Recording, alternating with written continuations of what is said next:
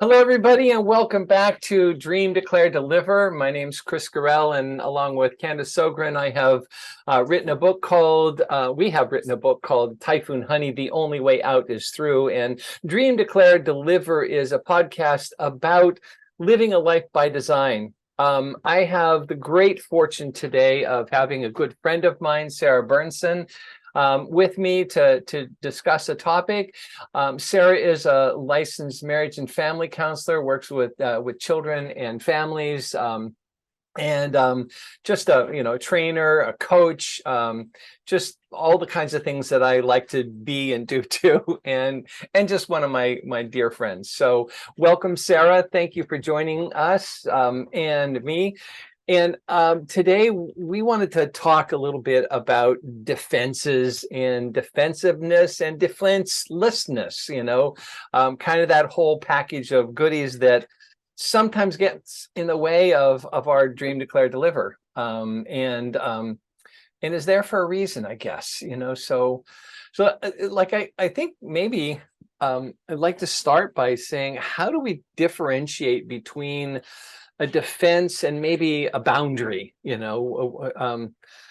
I kind of have different views of those, but they're both there to sort of protect, aren't they? Yes, that's what comes up is they're both protection, defenses and boundaries. I feel like boundaries maybe are something we set up in advance, Yeah, I get that. That's a great idea. and maybe defenses are something that pop up in the moment. Yeah.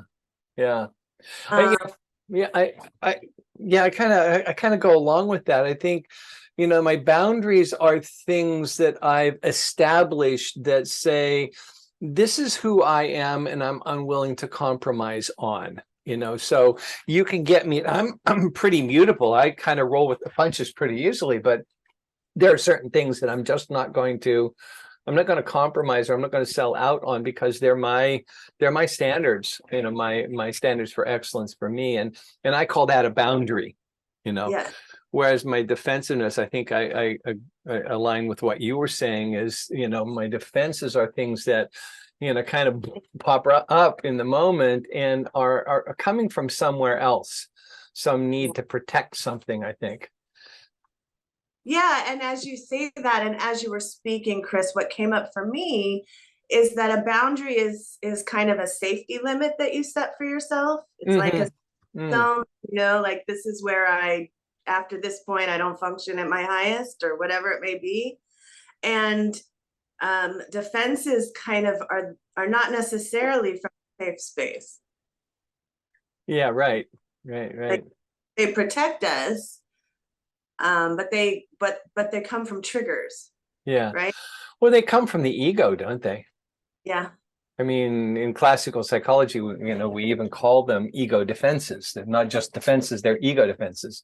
And so, that name kind of connotes to me that it's something that the ego wants to,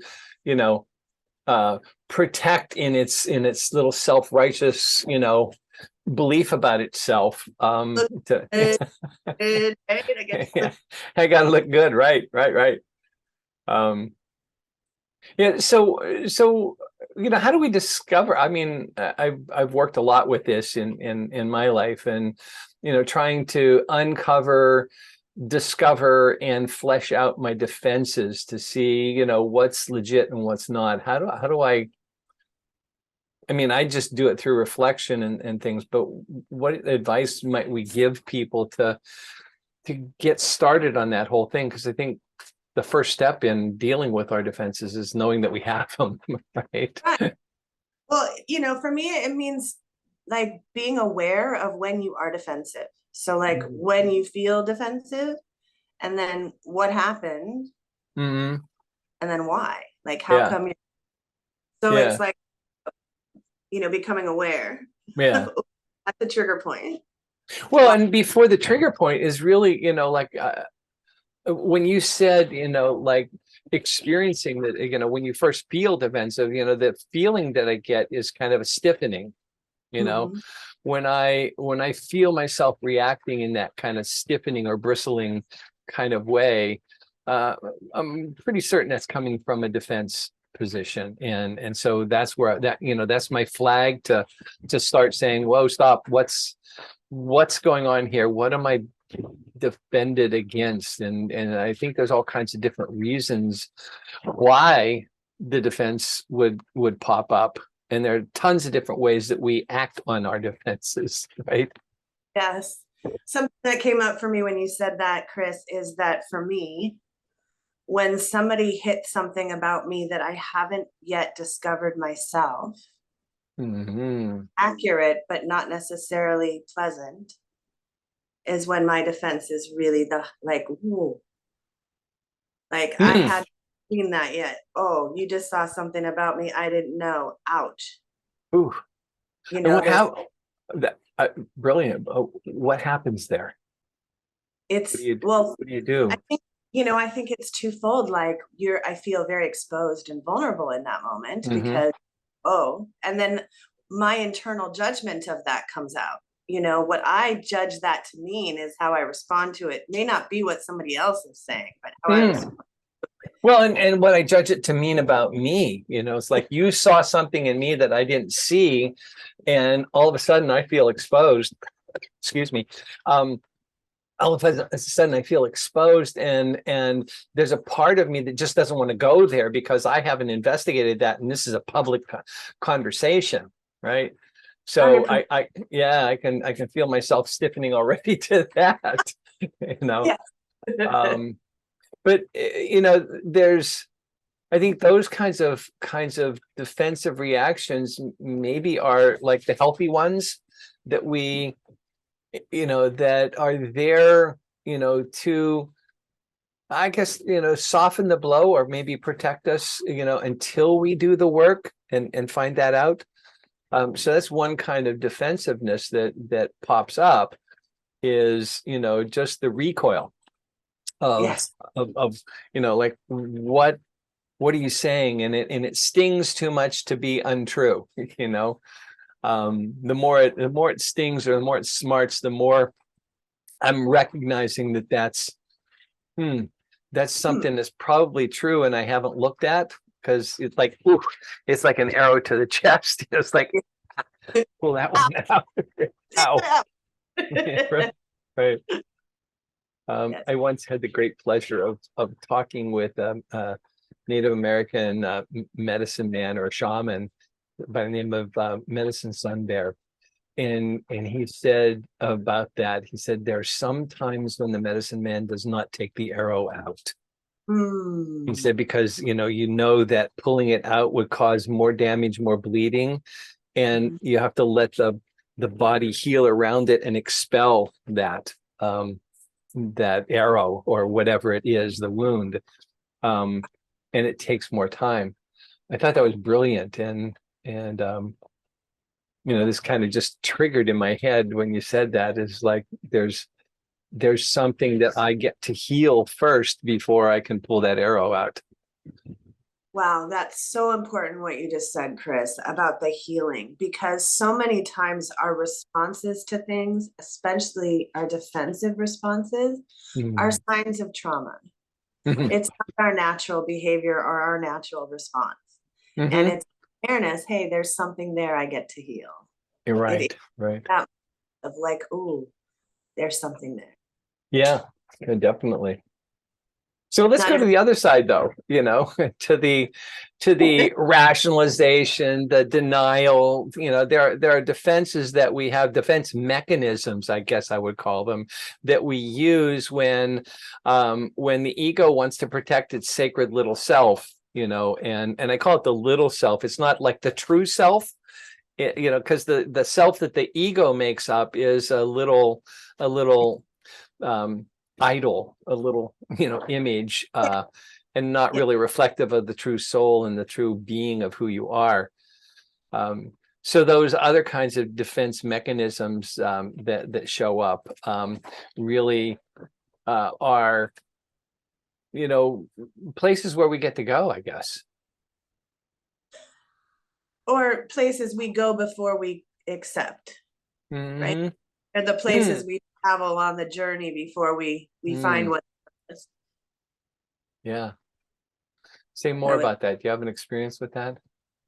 well, in my, studies, in my work, in my own personal experience, what I find is like what we initially deny, Hmm. we're not necessarily ready to receive yet. Mm-hmm. And it takes some time to unpack it. And then like there's usually an epiphany that hits and it's like, oh yeah, Yeah. that's what happened. Is that That's what you mean by the why? The why of the defense? yeah, because sometimes like you have to get to the root of it to Mm-hmm. to heal it. Mm-hmm. Like you can't just put stuff on top of it, because then it's gonna keep popping up every once in a while when you hit that Right, spot. right. Yeah. I'm sure I do that a lot, is, like try to mask it over and put things on top of it to make it look good. Because I really haven't done the work. I haven't whether it's healing or, I have a puffed up illogical belief about myself or whatever it is that's, I can give you an example. I have been doing men's work for years and years and years, and I've always been on a men's team, and my men know me intimately. They know my skeletons and everything. And one day, one of the guys, this is quite some time ago, but one of the guys said to me, why are you always achieving? Why do you always have to have so many, results? You did this, you did that, you ran for marathon, you did, blah, blah, blah, blah, blah, like you're always more invested in what you did and what your accomplishments are. When are you going to stop? And I didn't realize until that point that my doing this was also a defense to cover up, a deep-seated I'm not enough. Somewhere in all of us, we have that little voice inside of us say that, you're not really enough. You're not smart enough, bright enough, fast enough, big enough, experienced enough, whatever. You're not enough for whatever the challenge is. And so, so there's that defense mechanism that I had that was, oh yeah, watch this. And I would, add another bullet point to my resume, as it were, Yes. but it was getting at the why, that my friend was saying that, why do you have to do that? You're enough. We Right. accept you. So when Right. your friend got to that with you, did that Mm. shift your need to be such a doer and to accomplish all those things, or did something settle in you with that understanding? It was both. It was a settling in, but there was a shift that started a process of letting go of accomplishment, letting go of, more importantly, letting go of reminding people of my accomplishments. Mm, It's like, I don't have to remind anybody of my accomplishments. That's not necessary. That's really a cover-up mechanism for the vulnerability of not feeling like I'm enough. So if I do work on those two things, if I work on I am enough, that takes part of that why away. But if I work on not attaching myself to my results, yeah, right. It's the attachment that I had that was really making it feel like defensiveness to him. We used to call him Yoda because he was just so wise and always just had those zingers. yeah, well, the zingers are great because they help you explore Mm. without caution, without like that protective zone, Hmm. Hmm. really look. Yeah, We don't want to see. right. Well, and it helps a lot when somebody exposes a defense mechanism of yours, and that somebody is a person that you're intimate with, or that you're deeply bonded to. Go ahead, you're going to say something. Yeah, well, anytime you choose to do the work and do Hmm. the exploring on your own, you're going to have a different result than when somebody puts it in your face, Hmm. Hmm. right? Like, because you are looking and you're open Hmm. and that presents a different possibility. Well, and even the way that's presented in a intimate relationship, or a connection, with a person that I call them intimate relationships. That when the guys know me better than I know myself, when they know the back of my head because I can't see it, I consider that a level of intimacy, and they have permission. Yes. Already, because of the nature of our relationship, they have permission to, just as Sarah does, my wife, has permission to say, yo, baby, what's up with that, and call it to my attention, or just hold the mirror up to me. Yes, I would say that those are the priceless connections that we have in our life, the people do that with, or allow that experience to flow in our lives. I recently was on vacation with a friend that I've known for 27 years.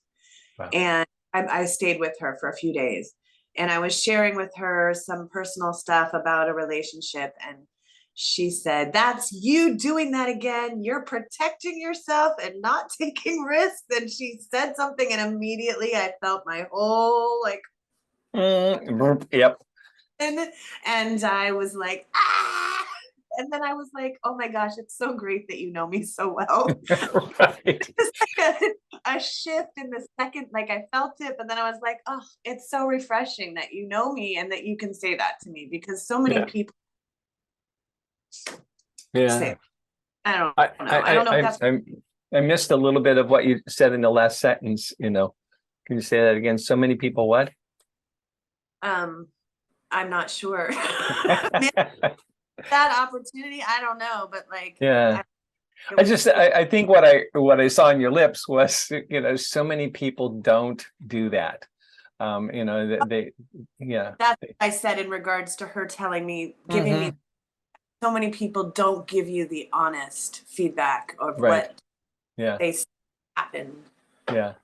And that initial reaction is what I was talking about in feeling myself stiffen, that would be my initial reaction when Bill or one of the guys, or Sarah, calls me, or Candace, one time we were working on Typhoon Honey, and Candace was sharing something, because her real function in the book was to bring anecdotes and stories, of people we've worked with, and she was sharing something, and then I responded to her. I thought I was responding to her, and she said, "You didn't even hear what I said, did you? You were waiting for your turn to talk, and and not." She said, I felt you disengage about halfway through what I was saying. And, I don't want to admit that. I'm a good listener. I'm a counselor, a psychologist. That doesn't fit with my self-concept. First reaction, no. Oh yeah. This was Candace, saying it to me, and she not only has the permission, but she has the insight of knowing me that well to say, I could feel the shift in you when you started thinking of something halfway through what I was saying, and you disengaged energetically. And I go like, wow, I do that, don't I? So that second, the first blush stiffening, and the second reaction of thank you. Thank you so much for having the courage and the relationship enough to call me on my defenses. That is a defense mechanism. Also, rationalizing, making, intellectualizing and stuff like that, because what we're talking about was something very intimate. Yeah. Yes. As you started going through the stages, you just started talking about different types of defenses. I kind of thought about when somebody tells you something about yourself and you're you throw it back at them. I don't do that. You do that. Yeah, right. Don't project onto me. Don't project on. No. Right. That's your shit, not mine. Right. Yes. Yeah, there are all different kinds of defense mechanisms that we talked about in Typhoon Honey.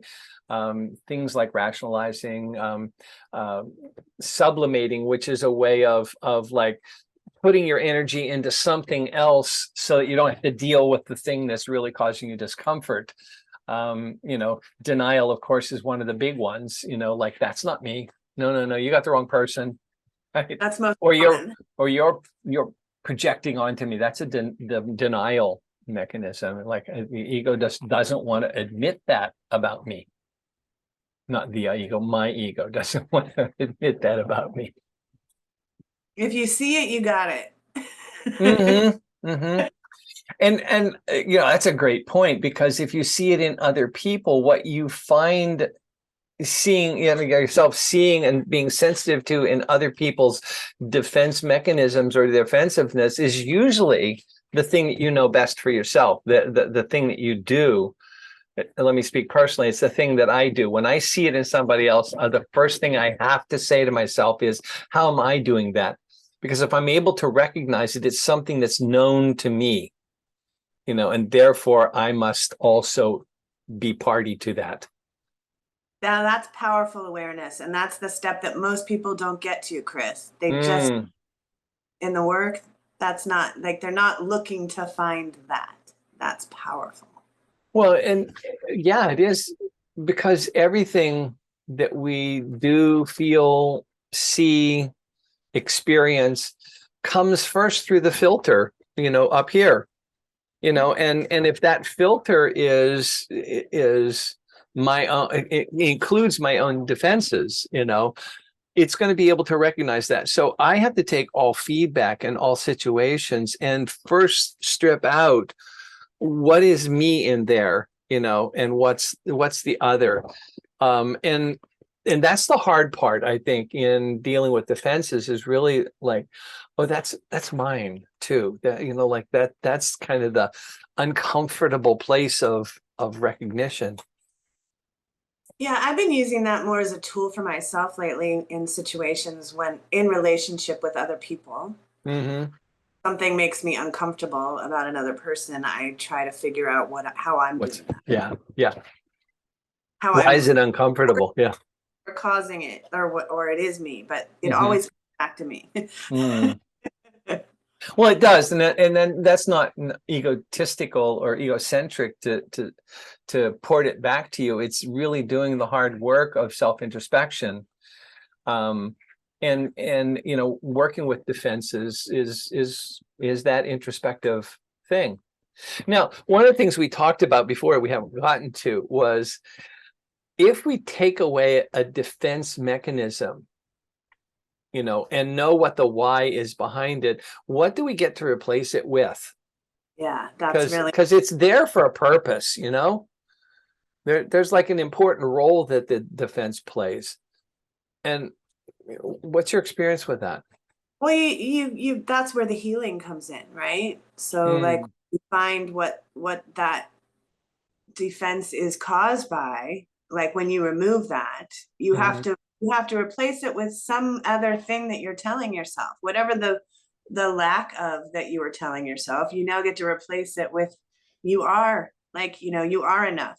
You are, so like an affirmation might work there. all the things, whatever specifically hits you or fits for you, because they're going to be different. But what you were talking about earlier about not being enough and having all those accolades to put to your name so that you could be enough, it would be just telling yourself, I'm enough. I am enough. I am enough, and just like all the things that make you so amazing, without all the accolades. Right. And the reason for the why, like, if you understand, like, wow, when I was younger, X, Y, and Z happened, like, then you can kind of fill in the blanks as to why you feel something that really isn't true to who you are now. You can kind of know of that past, and and in that situation, I traced it back to, believe it or not, a high school guidance counselor who told me point blank, you will never amount to anything. Oh, a guidance counselor. A guidance counselor in high school said, you will never amount to, you're lazy and you will never amount to anything. And and that has been a driver in my life, and for accomplishment after accomplishment. And and I just want to go back to something you said, that when I do something or my defense is around the I'm not enough, saying I am enough is not, for me, is not about my accomplishments. It's not I am enough because of all of the great things I've done. It's I am enough, period. Like there is a sense of self-worth that I have just because I'm alive and just because I'm here and just because I'm in relationship with you. That is enough. Yes. To be alive and aware is enough, and I don't have to do anything to prove that. I don't have to, accolades to my name. I don't have to have a resume to show that. It's just a belief in myself that I'm enough. What an exhale that is. Yeah, it's a way of being. Yeah. It's a ownership of yourself. Yeah. Yes. Yeah. So other things other than affirmations, what else can we do to fill that, that hole or that structure of a defense that, was there to protect something while we healed it, so. Well, it's the affirmations are important, but it's also reminding yourself, that you're doing the work and that you're healing. Mm-hmm. It's not just telling yourself the affirmations of I'm enough. It's acknowledging your work. It's acknowledging the path, the process, the practice. Great point. Yeah. So when we talk about dream, declare, deliver, what we're really talking about is a process that, that is ongoing, recycling all the time, redeclaring and delivering on the declaration, so that we, then we're saying to ourselves, yeah, I am enough. I'm able to do this. And it's not about the result. It's just really about, I can take the next step forward. Mm-hmm. I'm okay. It's safe here. Yeah. And you just triggered a word for me in saying all of that, Kris. What came to me was trust. Trusting yourself. Really having that space to know when something feels like it's yours. Trusting when something doesn't feel right. That space yourself. Yeah, that's great. And I think trusting myself allows me to trust others. Oh, it's so true. And the distrust of others is often a reflection of the distrust of myself, kind of works backwards too. And that's another big source of defenses, that I don't trust myself to do things. How could I trust anybody else to do that? So I get all these defended, walls around myself to protect that lack of trust. And it comes from my lack of trust in myself. Wow, that's brilliant. Great stuff. So thank you so much for joining me today and in this conversation. There's so much more we could unpack from this, but it's just really it's a great thing to to noodle around and stuff and add to the conversations of how do we actually live into a life by design, and allow ourselves the grace of being able to do that. So thank you, Sarah Bernson. I look forward to seeing you soon, and join us next time on Dream, Declare, Deliver, where we'll talk about another fun topic.